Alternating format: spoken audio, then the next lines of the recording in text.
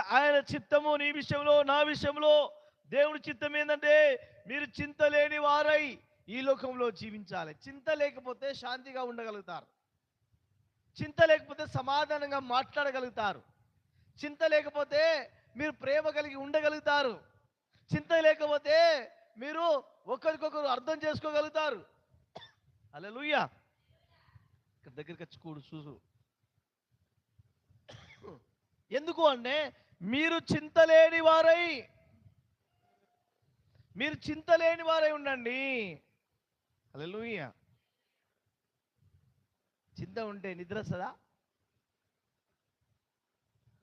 అన్ని బాధలు పెట్టుకొని, కష్టాలు పెట్టుకొని, కన్నీరు పెట్టుకొని, రోదన పెట్టుకొని, మానసిక వేదన పెట్టుకొని, మనసులో బాధలు పెట్టుకొని, అవన్నీ ఆలోచించుకుంటూ ఉంటే నీకు నిద్ర ఎక్కడ వస్తుంది? నీకు నిద్ర రాకపోతే ఆరోగ్యం ఖరాబ్